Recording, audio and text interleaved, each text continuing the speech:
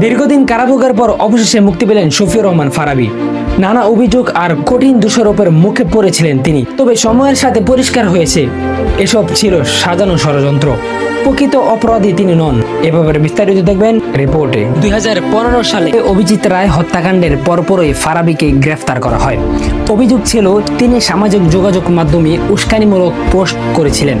এর আগেও ধর্মীয় অনুভূতি কাজে লাগিয়ে সহিংসতার উস্কানির অভিযোগে কয়েক দফা গ্রেফতার হন। তবে দীর্ঘ তদন্তে প্রমাণ মেলে তিনি কোনো হত্যাকাণ্ডের পরিকল্পনা বা বাস্তবায়নের সঙ্গে জড়িত ছিলেন না।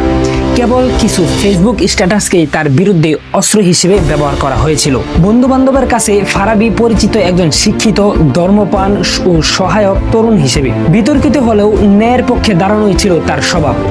আজ তিনি মুক্ত, তবুও প্রশ্ন থেকে যায়, আসলে কি উদ্দেশ্য প্রণোদিতভাবে তাকে ফাঁসানো হয়েছিল? ইতিহাস হয়তো একদিন সেই উত্তর দেবে। তবে তাকে যারা চেনেন তারা এক বাক্যে বলেন, শফিউর রহমান ফারাবী ছিলেন একজন ভালো ও ন্যায়নিষ্ঠ মানুষ। মুজাহিদুল ইসলাম, মুফিদ, বাংলা নিউজ।